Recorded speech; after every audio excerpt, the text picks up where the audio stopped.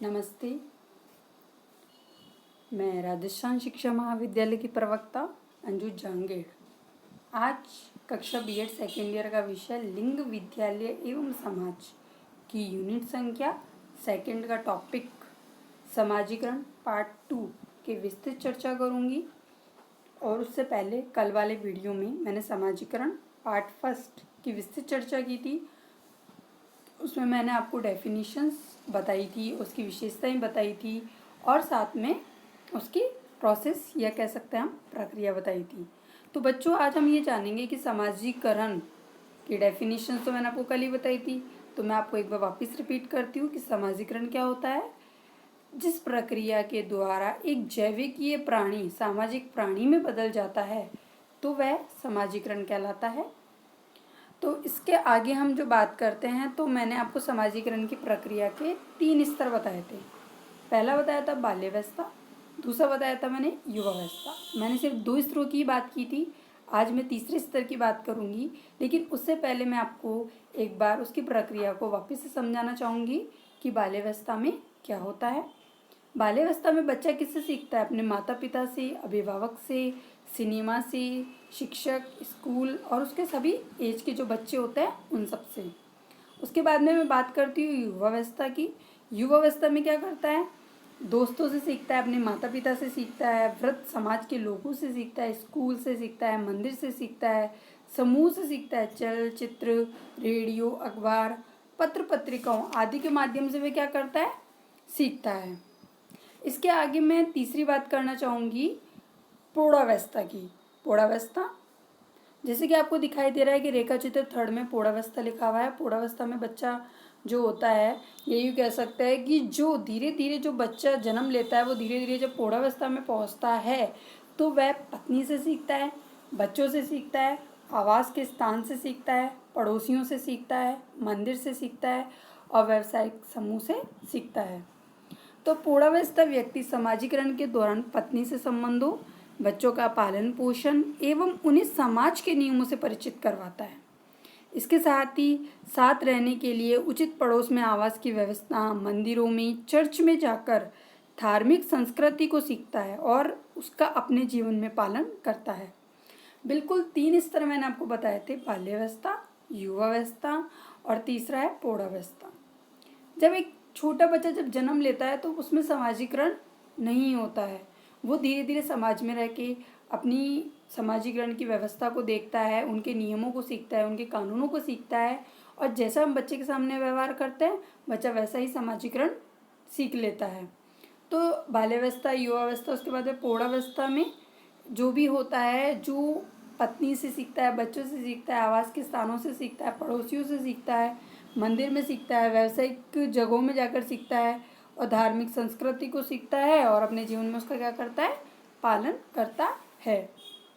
आगे हम बात करना चाहूँगी समाजीकरण को प्रभावित करने वाले कारक।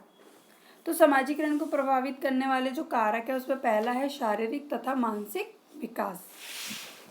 शारीरिक और मानसिक विकास क्या होता है समाजीकरण के अंतर्गत, इसमें मैं आपको बताऊंगी कि सामाजिकता के विकास को प्रभावित करने में बालक का शारीरिक और मानसिक विकास महत्वपूर्ण भूमिका निभाता है। बालक का शारीरिक और मानसिक विकास, कहते हैं ना कि स्वस्थ तथा अधिक विकसित मस्तिष्क वाले बालक का सामाजिक विकास अस्वस्थ और कम अविकसित वाले बालक की अपेक्षा अधिक होता है। अगर स्वस्थ और अधिक विकसित वाला मस्तिष्क होगा तो बालक क्या करेगा? समाजीकरण का विकास अच्छा होगा। और वहीं पर अगर अस्वस्थ और कम विकसित मस्तिष्क वाले बालक की अपेक्षा अधिक होता है स्वस्थ और अधिक विकसित वाले का। इसमें एक जो राइटर थे वो थे सॉरेसन्स। उन्होंने बताया था कि जिस प्रकार उत्तम शारीरिक और मानसिक विकास साधारणतया सामाजिक परिपक्वता में योगदान देता है, उसी प्रकार कम शारीरिक और मानसिक विकास बालक की सामाजिकता की गति को मंद कर देता है। अगर मान लीजिए कि अगर बालक का शारीरिक और मानसिक विकास ही अच्छा नहीं होगा तो सामाजिकता जल्दी नहीं बढ़ेगी आगे। ये चीज़ आप मानते हो ना? और अगर मान लीजिए कि अगर बच्चे का शारीरिक विकास भी कम है और मानसिक विकास भी कम है तो सामाजिकता की गति कैसी हो जाएगी? मंद हो जाएगी। आगे मैं बात करना चाहूँगी परिवार की। बिल्कुल मैंने कल भी आप वाले वीडियो में आपको यही बताया था कि सामाजिकरण की जो प्रथम पाठशाला होती है, जो बच्चा जब जन्म लेता है तो वो परिवार से ही सीखता है। बालक जब परिवार के बड़े लोगों को जैसा आचरण और व्यवहार करते देखता है तो उसी प्रकार की वह अपने से छोटे और बड़ों के साथ वह क्या करता है, व्यवहार करता है। कहते हैं ना, बच्चों के सामने ये ऐसी चीज़ें नहीं करनी चाहिए जिससे कि बच्चा क्या उनका अनुकरण करे या उनको सीखे। बिल्कुल, अगर बच्चों के सामने हम गलत व्यवहार करेंगे तो बच्चा भी क्या करेगा, गलत व्यवहार सीखेगा और वह समाजीकरण करेगा उस चीज़ का। तो इसमें एक वैज्ञानिक थे, या मैं कहूँ एक राइटर थे, वो थे एलिस्को। एलिस्को ने ये बताया था कि बालक का विश्वास होता है कि यदि वह बड़े लोगों की भांति व्यवहार नहीं करेगा तो वह किसी न किसी प्रकार के उपहास का लक्ष्य बनेगा। इन्होंने ये कहा था कि बालक का विश्वास होता है यदि वह बड़े लोगों की भांति व्यवहार नहीं करेगा तो वह किसी न किसी प्रकार के उपहास का क्या होगा, लक्ष्य बनेगा। आगे मैं बात करना चाहूँगी वंशानुक्रम की। वंशानुक्रम में मैं आपको बताती हूँ कि सामाजिकता को प्रभावित करने और उसकी दशा और दिशा में निर्धारित करने के लिए एक बहुत बड़ा महत्वपूर्ण कारक होता है वंशानुक्रम। तो वंशानुक्रम में मैं आपको एक डेफिनेशन बताना चाहूँगी। तो एक राइटर ने एक डेफिनेशन लिखी थी, उनका नाम था क्रू एंड क्रू के मतानुसार शिशु की पहली मुस्कान या उसका कोई विशिष्ट व्यवहार वंशानुक्रम से उत्पन्न होने वाला हो सकता है। आगे मैं बात करती हूँ संवेगात्मक विकास की। संवेगात्मक विकास क्या होता है, यह भी बालक के सामाजिकरण विकास में सबसे इम्पोर्टेंट महत्व रखता है। प्रेम और विनोदपूर्ण बालकों का सामाजिकरण शीघ्र होता है, वही क्रोध और ईर्ष्या करने वाले बालकों का सामाजिकरण मंद गति से होता है। बिल्कुल, अगर बच्चे प्रेम से और उल्लासपूर्ण से रहेंगे तो सामाजिकरण क्या होगा, शीघ्र होगा और जल्दी जल्दी वो क्या करेगा, बढ़ेगा। लेकिन वहीं पर अगर कुछ बच्चे क्रोध वाले भी होते हैं, कुछ ईर्ष्या करने वाले भी होते हैं तो उनका सामाजिकरण क्या होगा, मंद गति से होगा। आगे मैं बात करती हूँ पालन पोषण की। बालकों का पालन पोषण माता पिता द्वारा किस प्रकार किया जाता है, इसका प्रभाव बालकों की सामाजिकता पर पड़ता है। जिन बालकों को बिना किसी भेदभाव के पाला जाता है तो बालकों को समानता के आधार पर पाला जाता है तो उनकी सामाजिकता में अंतर स्पष्ट रूप से देखा जा सकता है। बिल्कुल, अगर हम बच्चों को शुरू से ही ये सिखाएंगे कि सामाजिकरण में उनके साथ भेदभाव करेंगे तो बच्चा क्या करेगा, वैसी ही उसकी मानसिकता रहेगी और वह वैसी ही मेंटेलिटी में सोचेगा कि सामाजिकरण कैसे बढ़ेगा। अगर बच्चों का भेदभाव नहीं किया जाएगा, उन्हें समानता से पाला जाएगा तो बिल्कुल सामाजिकता हमारी कैसी होगी, अच्छी होगी और अच्छे से क्या होगी, वो बढ़ेगी। आगे मैं बात करती हूँ आर्थिक स्थिति की। परिवार की आर्थिक स्थिति को बालकों की सामाजिकता पर प्रभाव पड़ता है। अगर हम देखते हैं कि अमीर जो लोग होते हैं या उच्च और धनी वर्ग के जो बच्चे होते हैं वह आसपास के पड़ोस में रहते हैं, वहीं अगर निधन माता पिता की संतानों को अच्छा आस पड़ोस नहीं मिलता है और न ही वे अच्छे व्यक्तियों छात्र छात्रों से मिल पाते हैं तो सामाजिकरण विकास प्रभावित होता है। बिल्कुल, देखा जाता है ना कि अगर एक अमीर जो घर के बच्चे होते हैं उनकी जो स्टैंडर्ड होता है वो अमीर वाले बच्चों के साथ रहने का होता है, उनके साथ वो अच्छे से सामाजिकरण करना सीख जाते हैं। लेकिन अगर मैं वही बात करती हूँ निधन माता पिता की संतानों की तो आस पड़ोस उनको वैसा नहीं मिलता है और वे अच्छे व्यक्तियों के संपर्क में नहीं आ पाते, अच्छे बच्चों के संपर्क में नहीं आ पाते हैं, जिससे क्या होता है, सामाजिकरण के विकास को वो क्या करता है, प्रभावित करता है। आगे जो नेक्स्ट है वो है विद्यालय। आगे मैं विद्यालय की बात करना चाहूँगी कि विद्यालय का योगदान तो बहुत महत्वपूर्ण है। कहते हैं परिवार के बाद में एक विद्यालय ही होता है जिसमें बच्चा और कुछ नया सीखने की कोशिश करता है और उसका सामाजिकरण क्या होता है, बहुत अधिक प्रभावित होता है। यदि मैं बात करती हूँ कि यदि विद्यालय का वातावरण जनतंत्रीय है तो बालक का सामाजिकरण विकास अविराम गति से और उत्तम रूप से ग्रहण करता चला जाता है। इसके विपरीत यदि विद्यालय का वातावरण एक तंत्रीय सिद्धांतों के अनुसार दंड और दमन पर आधारित है तो बालक का विकास कुंठित हो जाता है। आगे बात करते हैं शिक्षकों का दृष्टिकोण। तो बालक के सामाजिक विकास पर शिक्षकों के दृष्टिकोण का प्रभाव पड़ता है। यदि शिक्षक कैसा हो, शांत हो, सहयोगी हो, शिष्ट हो तो उसके छात्र भी उसी के समान व्यवहार करते हैं। और इसके विपरीत यदि हम देखते हैं कि कई टीचर्स बहुत क्रोधी होते हैं और असहयोगी होते हैं तो उसके विद्यार्थी भी उसी के समान बन जाते हैं। तो योग्य शिक्षकों का संपर्क बालक के सामाजिकरण विकास पर निश्चित ही प्रभाव डालता है। जैसे कि मैंने एक राइटर की डेफिनेशन यहाँ बताना चाहूँगी। स्ट्रैंग ने लिखा है कि वास्तविक सामाजिक ग्रहणशीलता और योग्यता वाले शिक्षकों से दैनिक संपर्क बालक के सामाजिक विकास में अतिशय योग देता है।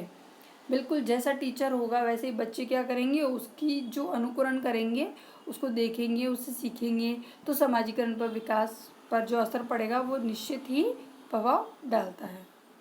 आगे हम बात करते हैं खेलकूद तथा अन्य पाठ्य सहगामी क्रियाएं।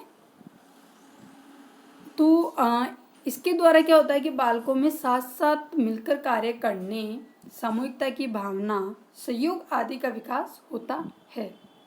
बिल्कुल, अगर बच्चा साथ में बैठेगा, कार्य करेगा, तो सामाजिकता क्या होगी, बढ़ेगी। वैसे स्किनर और हैरीमैन के शब्दानुसार यह भी कहा गया था कि खेल का मैदान बालक का निर्माण स्थल है। यहाँ उसे प्रदान किए जाने वाले सामाजिक और यांत्रिक उपकरण उसके सामाजिक विकास को निश्चित करने में सहायता देते हैं। आगे मैं बात करना चाहूँगी समूह या ट्रोली की। समूह या ट्रोली के सदस्य के रूप में बालक इतना व्यवहार कुशल हो जाता है कि समाज में प्रवेश करने के पश्चात उसे किसी भी प्रकार की कठिनाई का अनुभव नहीं होता है। समूह के प्रभावों के कारण बालक सामाजिक व्यवहार का एक ऐसा महत्वपूर्ण प्रशिक्षण प्राप्त करता है जैसा पूर्ण समाज द्वारा निर्धारित की गई दशाओं में उतनी सफलता से प्राप्त नहीं किया जा सकता। बिल्कुल, जब बच्चों का समूह अच्छा होगा या उनकी टोली अच्छी होगी तो बच्चा क्या करेगा, अगर मान लीजिए उसका व्यवहार और लोगों के साथ बहुत अच्छा है तो सामाजिकरण कैसा होगा, बढ़ेगा, और उसे किसी भी तरह की कोई भी कठिनाइयों का सामना नहीं करना पड़ेगा। आगे मैं बात करती हूँ सामाजिक व्यवस्था तथा संस्कृति की। बिल्कुल, सामाजिक व्यवस्था अर्थात समाज के कार्य, आदर्श, प्रतिमान हमारी जाति, हमारे धर्म, हमारे वर्ग आदि हैं, जिसके द्वारा समाज की व्यवस्था क्या होती है, संचालित होती है। बिल्कुल, सामाजिक व्यवस्था को चलाने के लिए हमारे पास समाज के कई कार्य भी होते हैं, उनके कुछ आदर्श होते हैं, उनके प्रतिमान होते हैं, जातियाँ होती है, वर्ग होते हैं, धर्म होते हैं, जिनके माध्यम से क्या होता है, समाज की व्यवस्था संचालित होती है। और संस्कृति के अंतर्गत हम खान पान, रहन सहन आदि क्या करते हैं, उसके अंदर आदि आते हैं। जाति का जैसे मैंने आपको पहले ही बताया था कि जाति व्यवस्था कर्म पर आधारित न होकर जन्म पर आधारित होती है। विभिन्न जातियां अपनी सांस्कृतिक और सामाजिक धरोहर के विकास में समय समय पर उत्सवों और सांस्कृतिक कार्यक्रमों का क्या करते हैं, आयोजन करते हैं। यहाँ हम बात कर रहे हैं सिर्फ एक जाति की। जाति विशेष का बालक बालिकाओं के प्रति दृष्टिकोण कैसा है, इस बात का प्रभाव इसकी सामाजिकता पर पड़ता है। भेदभाव के कारण बालिकाओं को उत्सवों, मेलों और विविध कार्यक्रमों में सक्रिय रूप से भाग लेने के लिए निश्चित किया जाता है। इसके साथ ही अगर हम जाति विशेष में बात करते हैं तो एक पर्दा प्रथा है और बाल विवाह है। कुरीतियों के कारण बालक और बालिकाओं में सामाजिकरण अंतर देखने को मिलता है। बिल्कुल, जातियाँ बहुत सारी हैं और कई बार क्या होता है, इन जातियों को लेकर ही हमारी सामाजिकता में प्रभाव देखने को मिलता है। जैसे क्या होता है, कई उच्च जाति के होते हैं तो वह उच्च जाति की तरह व्यवहार करते हैं, जो लेकिन निम्न जाति के जो लोग होते हैं उनके साथ वो क्या घृणा करते हैं। तो इससे सामाजिकरण की जो प्रक्रिया है, ये यूँ कहे कि सामाजिकरण पर प्रभाव बहुत अधिक पड़ता है। तो जाति को हमेशा हमें अलग नहीं मानकर और सबको मिलजुल कर रहना चाहिए। आगे हम बात करते हैं वर्ग मतलब क्लास, जो किसी भी व्यक्ति की समाज में स्थिति और प्रतिष्ठा का आधार होता है। वर्ग के अंतर्गत हम आर्थिक, सामाजिक, सांस्कृतिक और हमारे राजनीतिक और व्यावसायिक आदि व्यक्तियों के वर्ग आते हैं। वर्ग में जाति तथा धर्म का भेदभाव नहीं किया जाता, परंतु वर्ग में आर्थिक स्थितियों की प्रतिष्ठा के आधार पर वर्ग निर्माण होता है। बिल्कुल, हमने ये चीज़ देखी है कि वर्ग में स्थित पुरुषों के मध्य प्राय भेदभाव न होकर खुलापन होता है, जिसका प्रभाव बालकों की सामाजिकता पर पड़ता है। वर्ग मतलब जिसके अंतर्गत हमारी जो क्लास होती है, जो हमारे आर्थिक होते हैं, सामाजिक होते हैं, राजनीतिक होते हैं, व्यावसायिक होते हैं आदि व्यक्तियों के वर्ग आते हैं। ठीक है, आगे हम बात करते हैं धर्म की। धर्म में मैं ये बताना चाहती हूँ कि भारतीय सामाजिक व्यवस्था में धर्म का स्थान क्या है, बहुत ही महत्वपूर्ण है। और बहुधार्मिक भारत में सभी धर्मों के अपने अपने त्यौहार होते हैं, धार्मिक क्रियाकलाप होते हैं तथा आदर्श, मूल्य और शिक्षाएं होती है। धर्म में मैं ये बताना चाहती हूँ कि जो मंदिर होते हैं, जो मस्जिद होते हैं, उनमें सब में क्या होता है, अपना धार्मिक आयोजन अलग अलग होता है। घर में और समाज में भी धार्मिक आयोजन आयोजित किए जाते हैं, जिसमें हम क्या करते हैं, बालक बालिकाओं को सम्मिलित होकर सामाजिकता सिखाते हैं। तो धर्मों में बालक बालिकाओं के प्रति जो धार्मिक मान्यताएं होती हैं और जो परंपराएं होती है, उनके आधार पर जो भेदभाव किया जाता है, जिसके कारण बालिकाएं प्रारंभ से ही धार्मिक क्रियाकलापों में विमुख हो जाती है। जैसे मैंने आपको लिंग भेदभाव का एक चैप्टर पढ़ाया था, उसके अंदर मैंने आपको यही बताया था कि संस्कृति में किस तरीके से भेदभाव किया जाता है। बिल्कुल आज ये चीज़ें हमें देखने को मिलती है और ये चीज़ें हम ख़त्म करना चाहते हैं कि कई बार क्या होता है कि पुरुषों को तो हर धार्मिक स्थल में क्या होता है, प्रवेश मिलता है, लेकिन जो महिलाएं होती हैं उनको धार्मिक स्थलों में अभी भी आज के ज़माने में भी ये चीज़ें भेदभाव हमें देखने को मिल रही है। आगे हम बात करते हैं संस्कृति की। संस्कृति जैसा कि है कि यह मूल्यों पर, अपनी शैलियों पर और भावात्मक लगावों तथा बौद्धिक अभियानों का क्षेत्र है।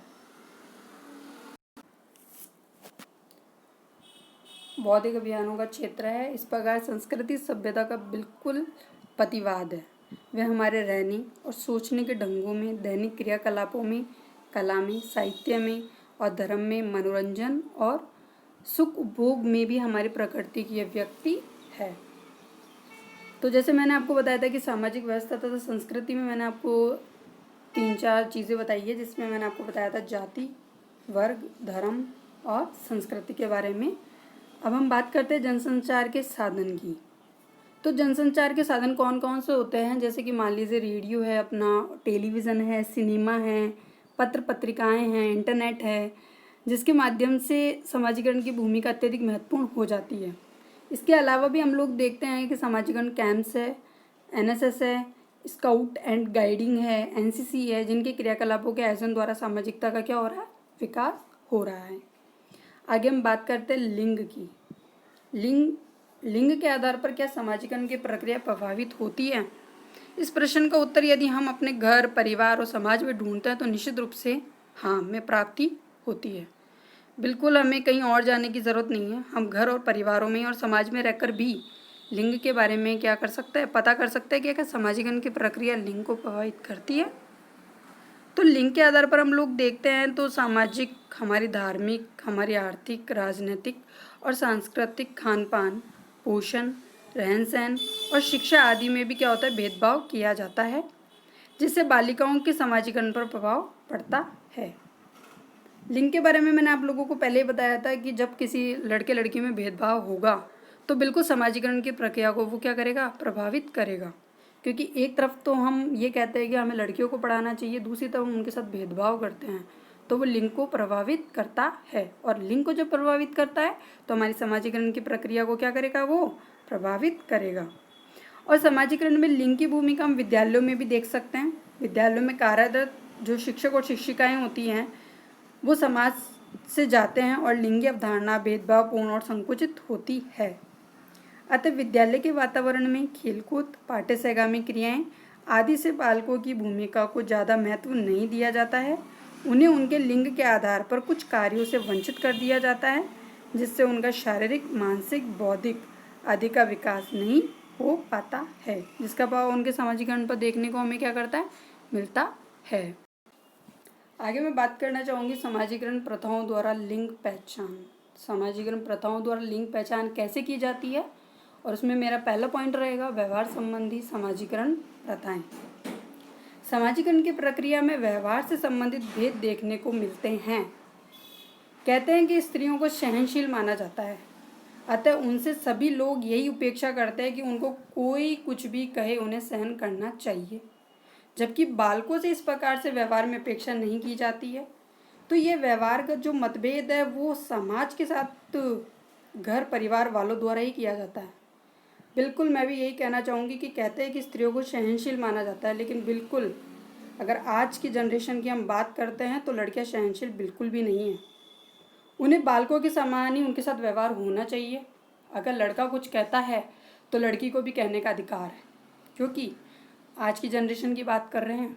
बिल्कुल ट्रेडिशनल फैमिली रही होंगी, बहुत सारी ट्रेडिशनल फैमिली है जो आज भी इस तरीके से अपेक्षा करती है कि अगर मान लीजिए कोई बहू घर में आती है तो उसको यही कहा जाता है कि यही तेरा घर है। लेकिन उसके साथ वैसा व्यवहार नहीं किया जाता जैसा अपने बच्चों के साथ किया जाता है। तो इस व्यवहार को ख़त्म करने के लिए हमारी समाजीकरण की जो प्रथाएं हैं वो बहुत अधिक रिलेटिव होती हैं। तो यह व्यवहारगत जो मतभेद है वो समाज के साथ घर परिवार वालों द्वारा ही किया जाता है। मतलब घर के ही लोग होते हैं जो इस तरीके का मतभेद करते हैं या इस तरीके का भेदभाव करते हैं। तो मैं यही कहना चाहूँगी कि इस तरीके का जो व्यवहार है उनको भेदभावों को दूर करना चाहिए और दोनों को अच्छे से रहना चाहिए, पुरुष हो चाहे महिला हो। आगे हम बात करते हैं अनुशासन संबंधी समाजीकरण प्रथाएं। अनुशासन संबंधी विभेद भी समाजीकरण की प्रक्रिया में देखा जाता है। लड़कों की अपेक्षा लड़कियों को अधिक अनुशासन में रखा जाता है। अगर मान लीजिए लड़का रात के समय बाहर जाना हो, दोस्तों के साथ घूमना फिरना हो आदि में, जहाँ महिलाओं पर क्या होता है, प्रतिबंध होते हैं, वही बालकों पर कोई प्रतिबंध नहीं होता है। बालक कभी भी किसी के समय भी किसी के साथ भी आने जाने के लिए क्या होता है, स्वतंत्र होता है। यहाँ मैंने अनुशासन की बात की है तो बिल्कुल एक दायरा होता है जिसके अंदर हमें अनुशासन में रहना होता है, चाहे वो लड़का हो चाहे वो लड़की हो। बिल्कुल लड़के को भी अनुशासन में रहना चाहिए और लड़कियों को भी अनुशासन में रहना चाहिए। और इसके लिए उनसे जो अगर हम व्यवहार संबंधी भेदभाव नहीं करेंगे तो अनुशासन तो अपने आप आएगा, समाजीकरण की प्रथाएं भी अपने आप कम होती चली जाएंगी। तो इसके लिए हमें क्या करना पड़ेगा कि दोनों को अनुशासन में रखना पड़ेगा। लड़कों की अपेक्षा लड़कियों को अधिक अनुशासन में नहीं रखा जाना चाहिए। दोनों को इक्वल में अनुशासन संबंधी सामाजिक प्रथाएं कम होनी चाहिए। अब हम बात करते हैं कार्य आधारित समाजीकरण प्रथाएं। कार्य आधारित समाजीकरण प्रथाएं क्या होती हैं? समाजीकरण की प्रक्रिया में बालक और बालिकाओं के मध्य कार्यों के आधार पर विभेद किया जाता है। बिल्कुल किया जाता है। जैसे मान लीजिए कोई भारी सामान उठाना होता है तो हमेशा क्या किया जाता है, लड़कों को बुलाया जाता है। क्यों? क्योंकि लड़का क्या होता है, भारी सामान अच्छे से उठा सकता है। क्योंकि लोगों का मानना है कि लड़कियां हमेशा कोमल प्रवृत्ति की होती है, इसलिए भारी सामान नहीं उठा सकती। तो इस प्रकार की प्रक्रियाएं तथा गतिविधियां समाजीकरण में कार्य विभेद का आधार बनाती है। तो इस प्रकार समाज में लिंग आधारित समाजीकरण एवं कार्य विभेद होता है। कार्य को लेकर ही मैं एक बात और ये भी कहना चाहती हूँ कि हमेशा जो औरत होती है उसे यही उम्मीद की जाती है कि वो घर का काम करे, बाहर का काम वो नहीं संभाल सकती। लेकिन मेरा मानना है कि लड़कियां बाहर का काम भी संभाल सकती है और घर का काम भी संभाल सकती है। लेकिन आप लोगों को क्या करना चाहिए, उसका साथ देना चाहिए। यहाँ तक कि मैं ये भी कहना चाहूँगी एक पुरुष को भी एक महिला का बिल्कुल साथ देना चाहिए, जो कि वह नहीं देता है उसे बिल्कुल साथ देना चाहिए। अब मैं बात करती हूँ खेलकूद आधारित समाजीकरण प्रथाएं। खेलकूद आधारित समाजीकरण प्रथाएं क्या होती है? समाज के लोगों ने खेल का विभाजन लिंग के आधार पर भी कर दिया है। लोगों के अनुसार बालक एवं बालिकाओं के खेल अलग अलग होते हैं। यदि एक बालक गुड़ी गुड़ियों का खेल खेलता है तो उसके जो परिवार वाले ही होते हैं वो उसे ये समझाते हैं कि वह लड़का है और उसे ये खेल नहीं खेलने चाहिए। वही लड़की अगर क्रिकेट खेलती है तो उन्हें ये समझाया जाता है कि ये खेल लड़कों का है। बिल्कुल अगर ऐसी ही मान्यताएं रहेंगी, ऐसी ही प्रथाएं रहेंगी तो हमारा देश कभी आगे नहीं बढ़ेगा। क्योंकि अगर आज की जनरेशन की हम लोग बात करते हैं तो आज की जनरेशन में ये सब चीज़ें बिल्कुल नहीं है। आजकल लड़कियां क्रिकेट भी खेल रही हैं, यहाँ तक कि सब चीज़ों में वो आगे बढ़ रही हैं, सारे मतभेदों को बुला रही है। जैसे मैंने आपको पहले भी बताया था कि एक लड़की अपनी पहचान खुद बना सकती है, उसे किसी पुरुष के सहारे की ज़रूरत नहीं है। तो बस यही चीज़ यहाँ पे भी लागू होती है कि खेलकूद आधारित समाजीकरण बताए हैं। अगर जो एक औरत ठान ले कि ये चीज़ उसे करनी है तो वह कर सकती है, उसे किसी के सहारे की ज़रूरत नहीं है। आगे मैं बात करना चाहूँगी सोच संबंधी समाजीकरण प्रथाएं। समाज में लिंग भेद का सबसे बड़ा जो कारण है लोगों की सोच का है, उनके विचारों का है, उनके दृष्टिकोण का है। समाज के लोगों की सोच का ही परिणाम है कि लड़कियों को हमेशा पराया धन और लड़कों को घर का चिराग माना जाता है। इन्हीं कारणों से लोगों का व्यवहार लड़के लड़कियों के प्रति भिन्न भिन्न हो जाता है। बिल्कुल अगर हम यहाँ पे एक बात करते हैं कि अगर सोच संबंधी इंसान को उसकी सोच ही चेंज करनी चाहिए, सोच चेंज होगी तो उनके विचार जो दृष्टिकोण है वो एक जैसे होंगे। लड़कियाँ बिल्कुल पराया धन होती है लेकिन उनको पराया धन कहा नहीं जा सकता। लड़कों को हमेशा घर का चिराग कहा जाता है। बिल्कुल लड़के घर का चिराग होते हैं लेकिन इसका मतलब ये नहीं है कि लड़कियाँ हमेशा पराया धन होती है। उसकी रिस्पॉन्सिबिलिटी अपने घर के लिए भी होती है और अपने ससुराल के प्रति भी होती है। आगे मैं बात करना चाहूँगी कार्य क्षेत्र संबंधी समाजीकरण प्रथाएं। कार्य क्षेत्र संबंधी समाजीकरण प्रथाएं क्या होती है? वर्तमान समय में आज भी बालिकाओं का कार्य क्षेत्र सीमित माना जाता है, उनको घर के अंदर ही सुरक्षित माना जाता है। एक सफल स्त्री उसे ही माना जाता है जो अपने घर परिवार का उचित रूप से संचालन कर सके। कोई लड़का कहीं भी नौकरी करे तो परिवार कभी भी उस नौकरी से संबंधित पक्षों का विश्लेषण नहीं करते हैं, किंतु यदि कोई लड़की कोई नौकरी करती है तो वे तुरंत उस नौकरी के विभिन्न पक्षों का विश्लेषण करते हैं। इस प्रकार लड़कियों के कार्य क्षेत्र सीमित हो जाते हैं और रोजगार जैसे शिक्षिका है, अपना बैंकिंग है, अपना लिपिक है आदि पदों को निर्धारित कर दिया जाता है, जबकि लड़कों के साथ ऐसा नहीं किया जाता है। बिल्कुल, अगर ये एक बात कहते हैं कि अगर वर्तमान समय की बात करते तो कार्य क्षेत्र सीमित माना जाता है, उनको घर के अंदर ही सुरक्षित माना जाता है। तो हमें ऐसी सोच चेंज करनी है कि आजकल की जो महिलाएं हैं वो हर क्षेत्र में अपना कार्य कर सकती है। आगे हैं गुण आधारित समाजीकरण प्रथाएं। समाजीकरण की प्रक्रिया में लड़के लड़कियों के गुणों के आधार पर भी उनकी पहचान की जाती है। लड़कियों के प्रमुख गुणों सहनशील, करुणा, दया और अनुशासन माना जाता है और बचपन से उनमें इन गुणों को विकसित करने पर बल दिया जाता है, जबकि बालक के प्रमुख गुण साहस एवं वीरता को माना जाता है और इन्हीं गुणों के आधार पर उनसे उचित व्यवहार की आशा की जाती है। लड़कियों की अगर हम बात करते हैं तो उन्हें से हमेशा सिर्फ सहनशील, करुणा और दया और अनुशासन के लिए ही कहा जाता है। बचपन में ही उनको ऐसे गुणों को विकसित कर दिया जाता है कि उसे आगे घर जाना है तो उसे इन गुणों को विकसित होना जरूरी है। लड़कों को हमेशा ऐसे गुण सिखाया जाता है, साहस और वीरता का बताया जाता है। तो ये सब चीज़ें क्या होती है कि अगर इस तरीके की प्रथाएं चलेगी तो हमारे समाजीकरण को बहुत अधिक प्रभावित करेगी। तो समाजीकरण की प्रथाओं को दूर करने के लिए हमें जो ये प्रथाएं हैं इनको कम करना होगा और इसके लिए हमें लोगों की सोच को चेंज करना होगा। जब लोगों की सोच चेंज होगी तो उनका दृष्टिकोण चेंज होगा और जब उनका दृष्टिकोण चेंज होगा तो समाजीकरण की जो प्रक्रिया है वो बहुत जल्दी आगे बढ़ेगी और जल्दी से जल्दी हम आगे और उन्नति करेंगे।